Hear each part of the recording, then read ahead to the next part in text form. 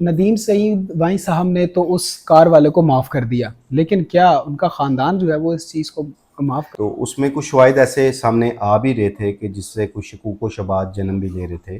کہ نبیل وائیں کو کوئی ٹارگٹ نہ کیا گیا ہو۔ سر ایز اے کرائم رپورٹر آپ اپنے پورے ایکسپیرینس کے ساتھ کیا سمجھتے ہیں کہ کیا اس کے پیچھے کوئی وجہ ہو سکتی ہے ندیم سعید وائی صاحب کے اس طرح سے معافی کی درخواست دینے کی؟ اور کچھ ایسے معاملات نظر بھی آ رہے تھے کچھ کہ میں بھی اسے کسی سازش کے تحت نہ مارا گیا ہو۔ السلام علیکم، اے آر ایس پاکستان کے ساتھ میں ہوں محمد عثمان خان۔ ناظرین، کچھ روز پہلے ایک بڑا ہی افسوسناک حادثہ پیش آتا ہے جس میں لاہور کی جانی مانی شخصیت ندیم سعید وائیں کا بیٹا جو ہے وہ اپنے خالق حقیقی سے جا ملتا ہے۔ اب وہ حادثہ کس طرح سے پیش آیا، اور خرم پاشا صاحب میرے ساتھ اس وقت موجود ہیں، سینئر صحافی ہیں، یہ بھی وہاں ان کے جنازے میں شرکت کی انہوں نے، تو ان سے جانتے ہیں کہ ان سے کیا بات ہوئی اور یہ سارا حادثہ جو تھا وہ کس طرح سے پیش آیا۔ السلام علیکم سر۔ جی وعلیکم السلام سر کیسے ہیں آپ؟ الحمدللہ۔ سر آپ وہاں پر گئے بھی، جنازے میں بھی آپ نے شرکت کی، تو سر سب سے پہلے ہمیں یہ بتائیں کہ یہ حادثہ پیش کس طرح سے آیا؟ حادثہ یہ پیش آیا تھا کریم بلاک مارکیٹ سے جو روڈ جا رہا ہے آپ کا یونیورسٹی روڈ جو کہلاتا ہے، جو جناح ہسپتال کو جاتا ہے، اس روڈ پہ پیش آیا تھا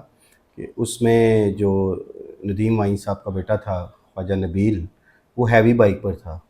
تو ایک گاڑی کے ساتھ اس کی ٹکر ہوتی ہے اور اس کو شدید چوٹیں آتی ہیں۔ بعد ازاں وہ ان چوٹوں کی وجہ سے اپنی زندگی کی بازی ہار جاتا ہے۔ اب اس حوالے سے مختلف آراء بھی سامنے آ رہی تھی کہ کوئی، کیونکہ جو معاملات زندگی ہیں اس خاندان کے، آپ کو پتہ ہے دشمنیاں بھی چل رہی ہیں، معاملات اختلافات کے بھی کہیں چل رہے ہیں، تو وہ اس پوائنٹ آف ویو سے بھی دیکھا جا رہا تھا کہ کہیں یہ کوئی سازش نہ ہو، جی بالکل سر، یا اس کو ہٹ ایک پلاننگ کے تحت نہ کیا ہو۔ جی تو اس میں کچھ شواہد ایسے سامنے آ بھی رہے تھے کہ جس سے کچھ شکوک و شبہات جنم بھی لے رہے تھے کہ نبیل وائیں کو کوئی ٹارگٹ نہ کیا گیا ہو، لیکن بہرحال خواجہ اس حوالے سے پولیس بھی خاصی ایکٹیو ہوئی، پولیس افسران جناح ہسپتال بھی پہنچے اور انہوں نے سارے معاملات کا جائزہ بھی لیا، اس جگہ بھی گئے جہاں یہ حادثہ رونما ہوا تھا۔ تو اس کے بعد پولیس افسران نے یہ بات خواجہ ندیم سعید وائیں سے کہی بھی کہ آپ ایک درخواست دیں، اگر آپ کہتے ہیں تو ہم مقدمہ درج کرنے پہ تیار ہیں، اس کے بعد ہم اس کی تفتیش کر لیں گے۔ تو لیکن خواجہ ندیم سعید وائیں نے کسی بھی قسم کی کوئی قانونی کارروائی کرنے سے نہ اوائڈ کیا، اور انہوں نے کہا کہ یہ ایک حادثہ ہی ہے، تو میں اپنا معاملہ اللہ پہ چھوڑتا ہوں، میں کوئی قانونی کارروائی نہیں کروں گا۔ اس وجہ سے پھر جو ڈیڈ باڈی تھی پھر ان کے ہینڈ اوور کر دی گئی جناح ہاسپٹل سے، اور اس کے بعد معاملہ پھر ٹھپ ہو گیا تھا۔ سر ندیم سعید وائیں صاحب نے تو اس کار والے کو معاف کر دیا، لیکن کیا ان کا خاندان جو ہے وہ اس چیز کو معاف کرے گا؟ جی ڈیفینیٹلی، اس میں ان کی اپنے جو خاندان کے جو لوگ تھے، قریبی عزیز سے، جو سب سے ایک مشاورت بھی کی تھی انہوں نے، اور اس مشاورت کے بعد ہی انہوں نے یہ ڈیسائیڈ کیا تھا کہ میں کسی قسم کی کوئی قانونی کارروائی نہیں کروں گا۔ حالانکہ ہوتا یہ ہے عمومی طور پہ کہ اگر ضروری نہیں کہ آپ کی کسی کے ساتھ دشمنی ہے، کوئی معاملہ ہے، لیکن اس قسم کا کوئی حادثہ ہو اور اس میں ایک انسانی جان چلی جائے تو اس کا مقدمہ لازمی درج ہوتا ہے، ایک روڈ ایکسیڈنٹ کا ہوتا ہے، اس کے بعد پولیس تفتیش بھی کرتی ہے، اور کئی ایسے واقعات ہوئے ہیں کہ تیز رفتار جو گاڑیوں والے ہوتے ہیں وہ ہٹ کر کے دوڑ جاتے ہیں۔ تو سیف سٹی کیمراز جو لگے ہوئے ہیں لاہور کے مختلف اہم چوراہوں پہ بھی لگے ہوئے ہیں، اس روڈ پہ بھی موجود تھے، تو پولیس پھر سیف سٹی کیمرے کی مدد سے ان اصل ملزمان کو ڈھونڈتی ہے، اور اس میں کئی لوگ گرفتار ایسے ہوتے ہیں کہ جو حادثے کے وقت بھاگ جاتے ہیں موقع سے۔ وہ بھاگ گیا تھا سر ہٹ کر کے؟ ڈیفینیٹلی جی، وہ نکل گیا تھا وہاں موقع پہ، تو پکڑا نہیں گیا تھا،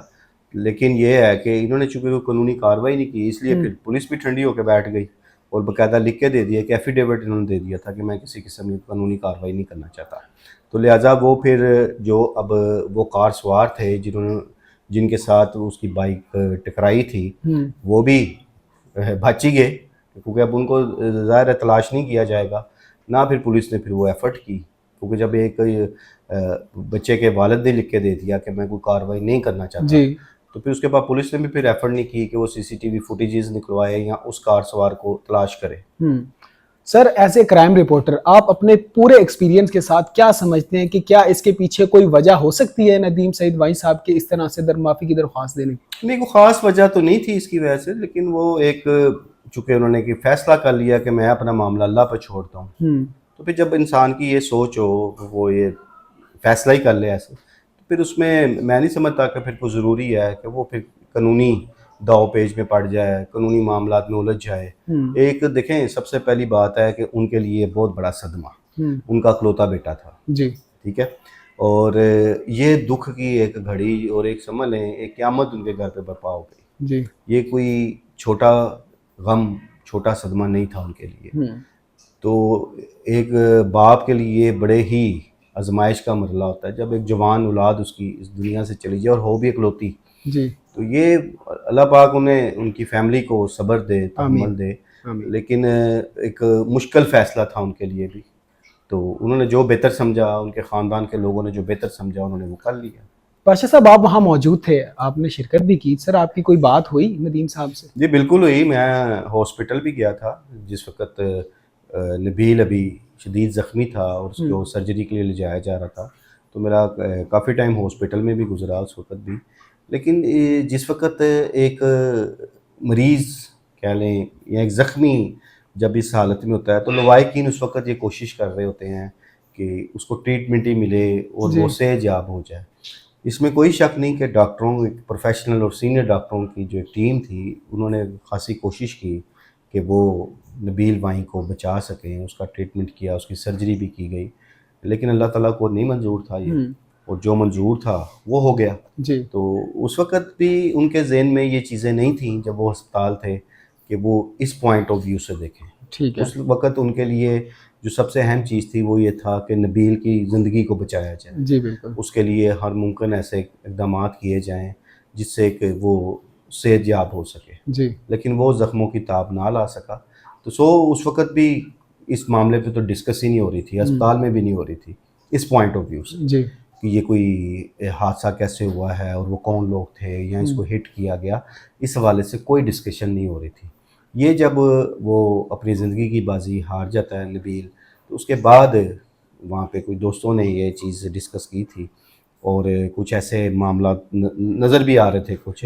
کہ میں بھی اسے کسی سازش کے تحت نہ مارا گیا ہو، لیکن ندیم سعید وائیں نے بالکل اس حوالے سے انکار کر دیا تھا۔ انہوں نے کہا میں کوئی قانونی کارروائی نہیں کرنا چاہتا۔ سر آنے والے وقت میں کیا اس معاملے کو دوبارہ اٹھایا جا سکتا ہے؟ نہیں، اب نہیں، اب جو ایک فیصلہ کر لیا دیکھیں اللہ کی رضا ہے اور اللہ پہ چھوڑ دیا ہے، تو اب اس کو کیا اٹھانا؟ اگر اٹھانا چاہتے یہ لوگ،